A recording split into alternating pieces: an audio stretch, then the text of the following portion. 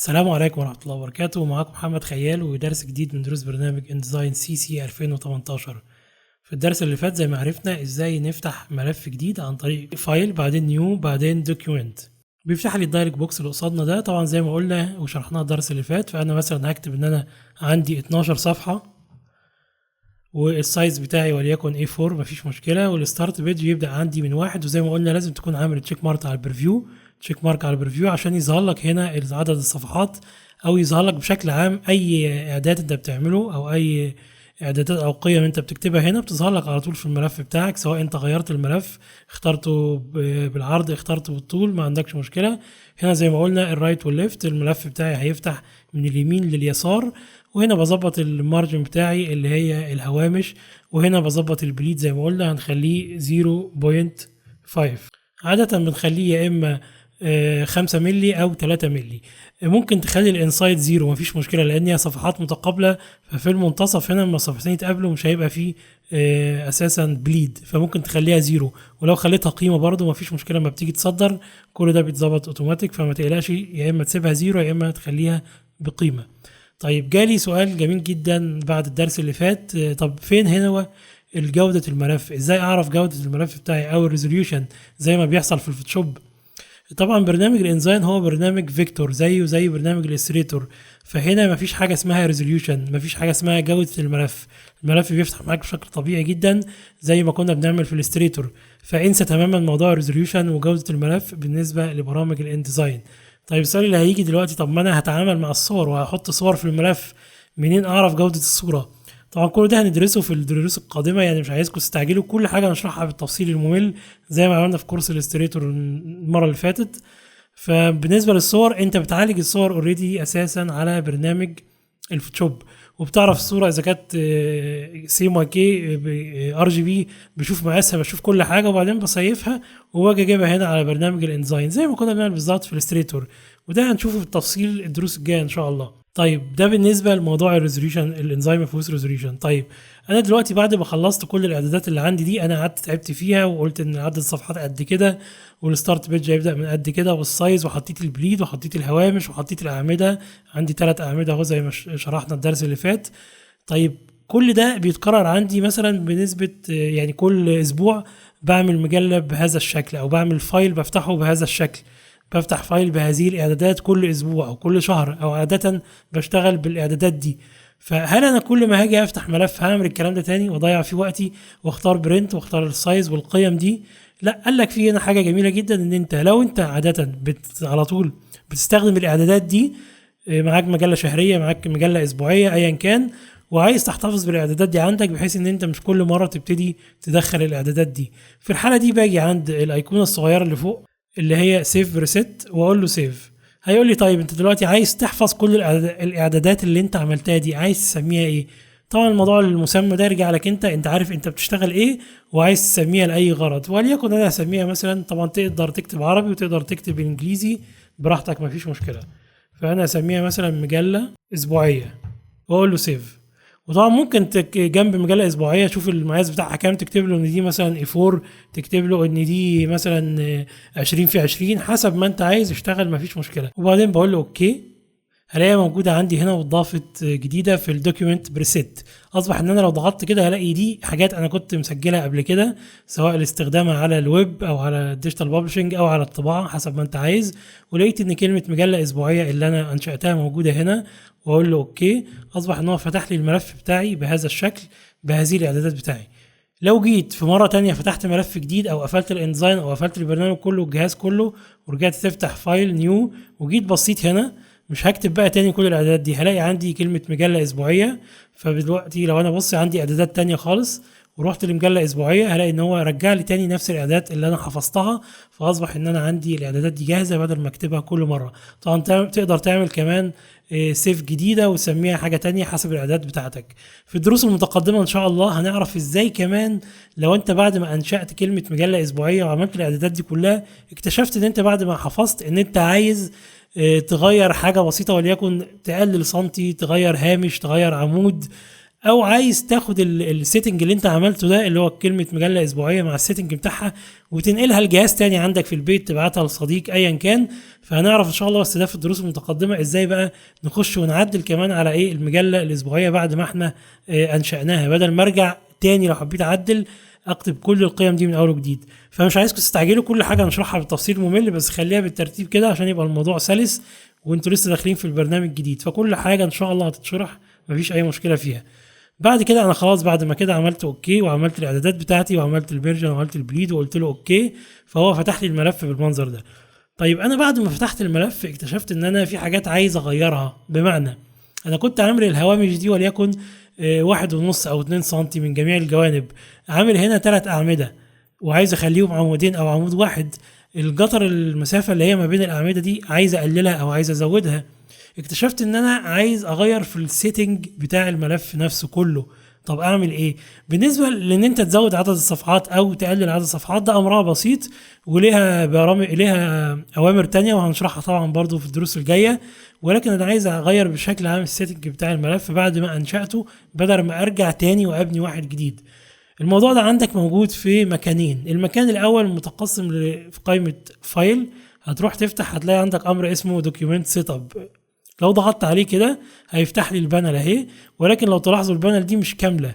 لو ضغطت هنا ضغطت على كلمه بريد اند سلاج ففتح لي البليد والسلاج، ولكن فين هنا الميرجن والكولم؟ فين الهوامش والاعمده؟ مش موجوده. فعشان كده قلت لكم هنا ان انت تظبط الملف هيبقى موجود مكانه في مكانين.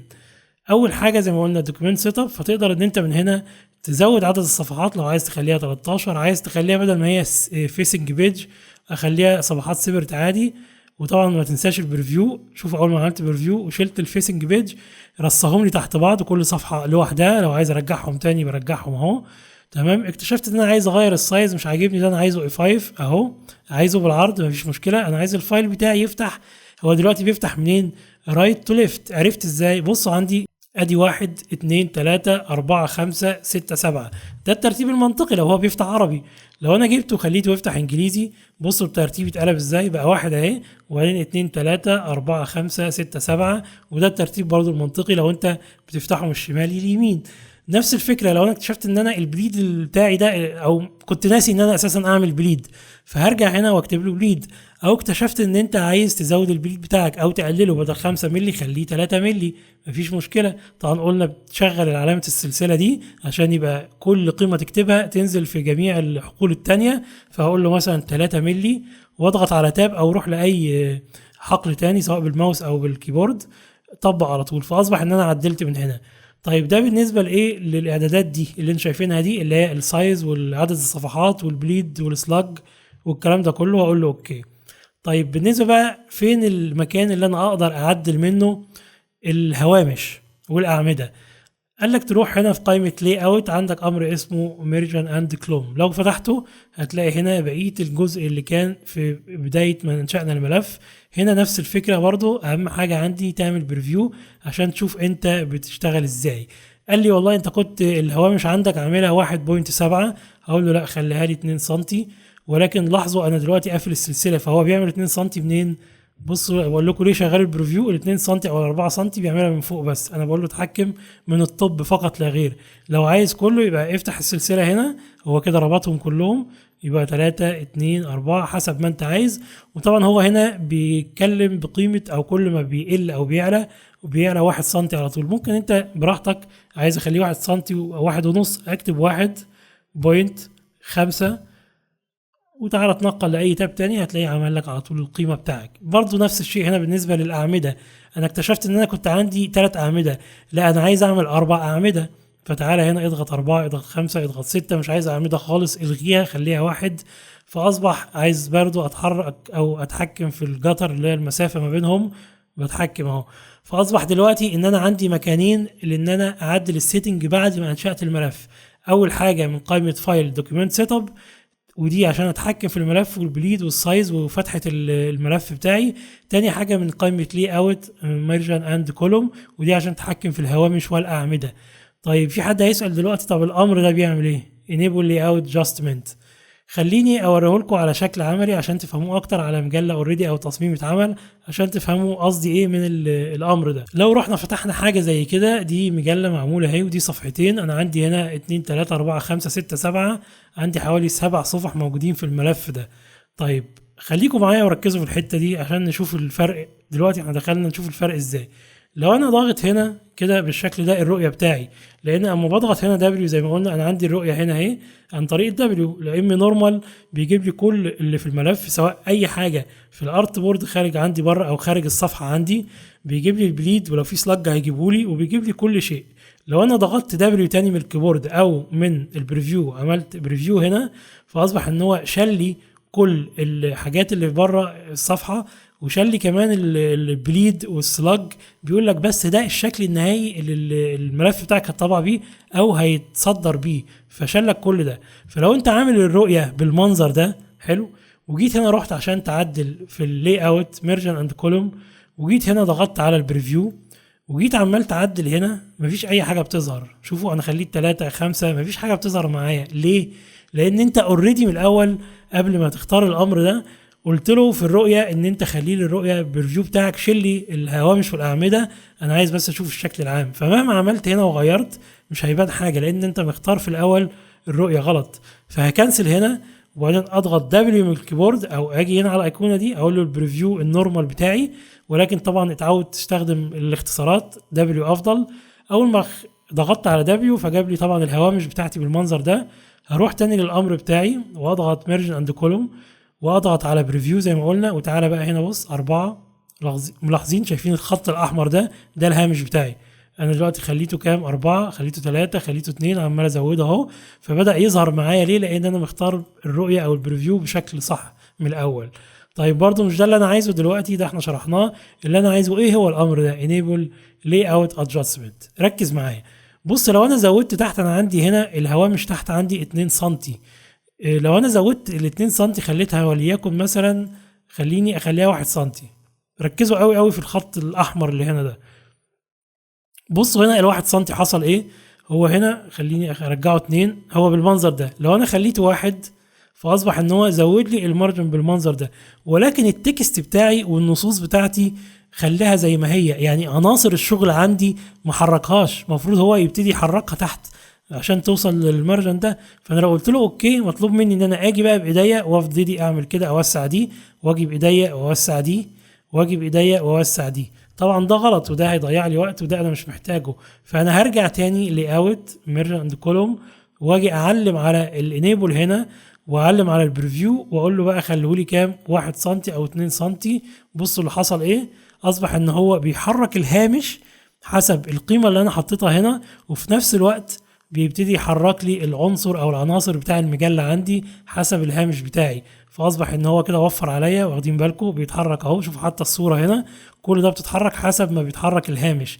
ولكن خلي بالك الحياه مش لذيذه كده وسهله، فمش كل الصفحات هتبقى بالمنظر ده، لان ممكن يجي لك صفحات. تعال نشوف الصفحه اللي بعديها عامله ازاي. الصفحه دي مختلفه شويه. ليه؟ لان هنا الصوره مع التكست واخده تكست وارب، وده طبعا هنشرحه في الدروس الجايه. لو جينا حركت الصوره هنا، التكست واخدين بالكم بيتحرك ازاي حسب الشكل بتاعي. فاصبح هنا الموضوع هيبقى مختلف شويه لو انت عملت الحركه دي، لان هو لو جه حرك هنا الهوامش. تعال نشوفها برضو مع بعض. لو جيت هنا انا لي اوت ميرج اند كولوم واخترت الايقونه دي وعملت كده، الموضوع اختلف تماما، والصوره اختلفت والتكست اختلف. فمش كل الصفحات هتمشي معاك عن طريق الامر ده. فطبعا دي ترجع لك حسب الصفحات اللي انت شغال فيها. خليني اكنسل، وخليني اخلي بالي من حاجه مهمه جدا. كل اللي انا عملته من قائمه لي اوت ميرجن اند كولوم هو بيطبق فين بالظبط؟ انا عندي هنا الملف عباره عن 7 صفحات، ولكن هو كان بيطبق لي على ايه؟ ده هو هنا طبق لي على الصفحه 6 و7. واما طلعت فوق هنا، بصوا اما طلعت فوق وعملت كده سيلكت، اصبح ان هو عمل لي سيلكت على الصفحتين دول مع بعض. لو لاحظت هنا شايفين الهايلايت الازرق ده، معنى كده ان هو عامل سيلكت على الصفحتين دول بس. وفي نفس الوقت لو بصيت انت هنا هتلاقي فعلا ان هو محدد الصفحه 4، يعني هو عامل سيلكت على الصفحتين دول. فاي اعداد انت هتعمله من قائمه لاي اوت ميرجن اند كولوم بالنسبه للهوامش، هو فقط لا غير بيتطبق على الصفحه اللي انت محددها، ما بيتطبقش على كامل الملف. طب انا لو عايز اتحكم في صفحه واحده بس، مش هتحكم في جميع الصفحات. طبعا بالنسبه للبانل البيدج دي هنشرحها بالتفصيل الممل ما تقلقش. وعشان تعرف تجيبها هتلاقيها موجودة هنا في البيج عندك او في قائمة ويندو، هتفتح هتلاقيها اسمها بيج، ودي مهمة جدا وهنستخدمها بشكل رئيسي معايا لان هي من الحاجات الاساسية داخل برنامج الانديزاين. اسمها بيج، اختصارها كوماند اف 12 او كنترول اف 12. طيب نرجع تاني لموضوعنا. انا دلوقتي هنا مش عامل اي سيلكت، عرفت ازاي؟ مفيش اي صفحه معمول عليها سيلكت زي ما انتم شايفين. لو جيت عملت سيلكت فانا بعمل سيلكت كده، بحدد، شايفين حصل هايلايت صغير على الصفحه رقم 2، معنى كده ان انا عامل سيلكت على الصفحه رقم 2. طب عايز اخد صفحه كمان معاها، تمام، اضغط على كنترول او الكوماند للماك وتعالى روح اختار الصفحه رقم 7 مع الصفحه كمان رقم 5، يبقى هو عامل كده سيلكت على ايه؟ على 2 و5 و7. لو انا رحت عملت اي تعديل هنا فالتعديل ده هيتم على ايه؟ على الصفحات المحدده فقط لا غير، اللي هي 2 و5 و4. طب عايز اعمل على الصفحات كلها، اعمل ده ازاي؟ اضغط على شيفت من الكيبورد واعمل كده سيلكت، وسيلكت على اول صفحه، وافضل ضاغط على شيفت واضغط على سيلكت على اخر صفحه، هتلاقيه عمل لي سيلكت على جميع الصفحات بالمنظر ده. معنى كده دلوقتي ان انا هعمل التغييرات اللي هتتم دلوقتي هتتم على جميع الصفحات، ولكن برضو الموضوع مازال مرهق ومتعب. الكلام سهل لان انا عندي بس 7 صفحات، افرض انا عندي في الملف هنا 1000 صفحة، هل هقف بايديا واعمل سيلكت على صفحة رقم 1 و5 و6 وافضل نازل لحد 1000 صفحة؟ قال لك لا طبعا، انسى الموضوع ده. طب ايه الحل؟ قال لك الحل عندك هنا في حاجة اسمها ماستر بيج، برضو دي هنشرحها في الدروس الجاية ما تقلقش.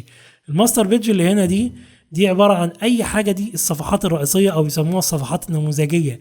اي حاجة هتحطها في الماستر بيج دي هتطبق على جميع الصفحات اللي عندك في الملف، على جميع الصفحات. طيب ازاي اوصل للماستر بيج ده؟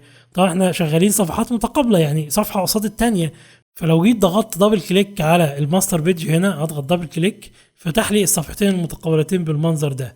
طيب ايه اللي قصادي ده؟ اللي قصادي ده اللي هم الصفحتين المتقابلتين اللي هي اليمين واليسار بتاع الملف كله الماستر بيج. فاي حاجه هتطبقها هنا هتتم على جميع الصفحات. معنى كده ان انا اعمل ايه؟ لاحظوا برضه هو عامل هايلايت على ايه؟ على الصفحه اليمين فقط لا غير. فمطلوب من حضرتك ان انت تضغط على كوماند او كنترول وعلم كمان على الصفحه الثانيه، يبقى هو ماسك هنا الصفحتين الماستر بيج بتوعي. وتعالى هنا بقى في اللاي اوت واعمل له مارجن وتحكم هنا براحتك. اي تغيير هيحصل هنا زي ما انتم شايفين، زودت اعمده قللت اعمده، فبالتالي كل ده هيتم على جميع الصفحات. يبقى انا بالنسبه لي اسهل لي ايه؟ بدل ما اعمل سيلكت، الاسهل ان انت اي تعديل عايز تعمله عن طريق الماستر بيج.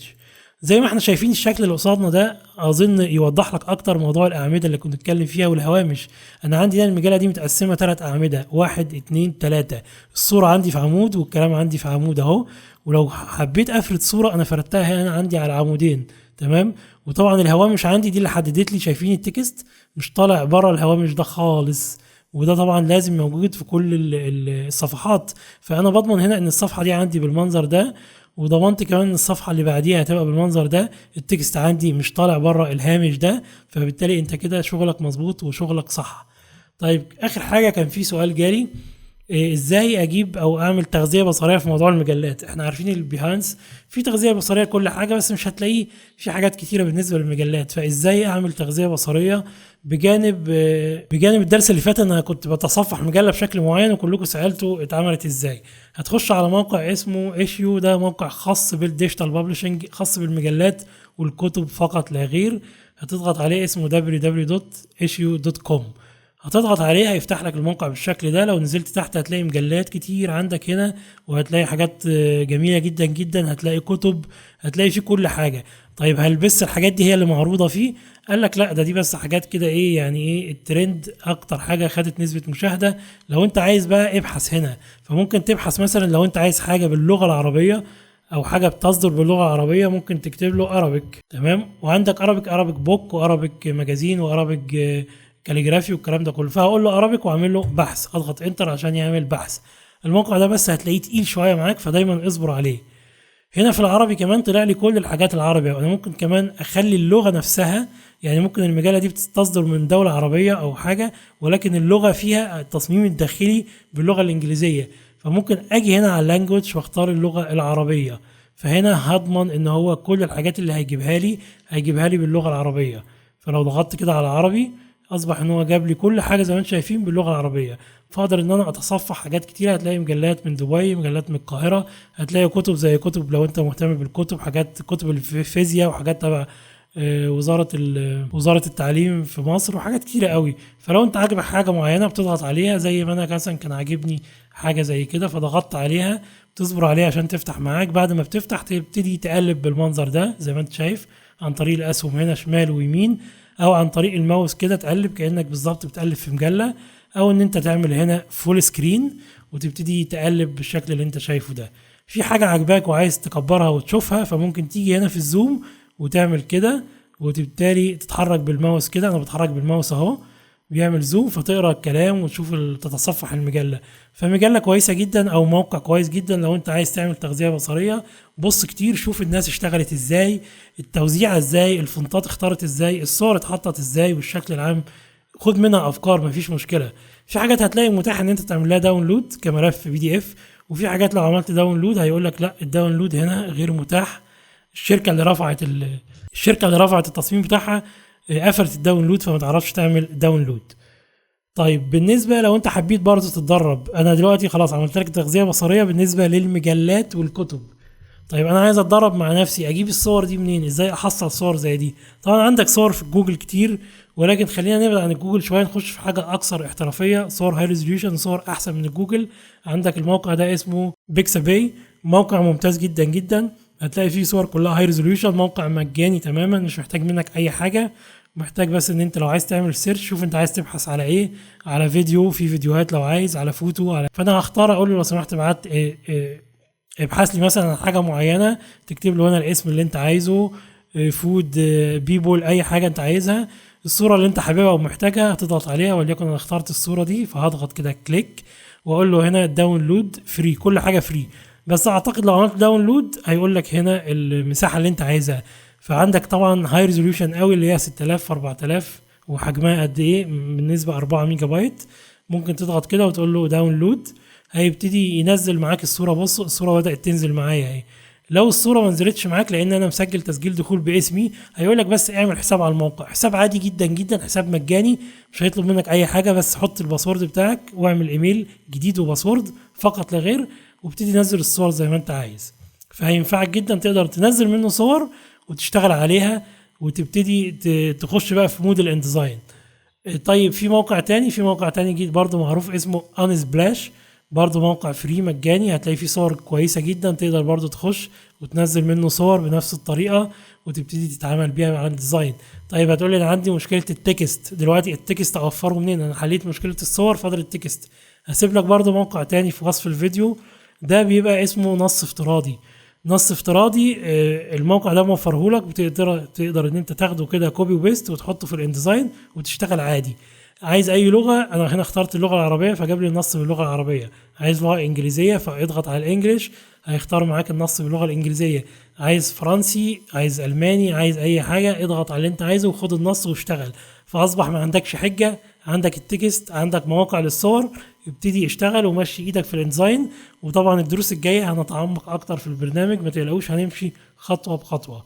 اتمنى تكونوا استفدتوا بالدرس، انتظروني ان شاء الله في الدرس الجاي، والسلام عليكم ورحمه الله وبركاته.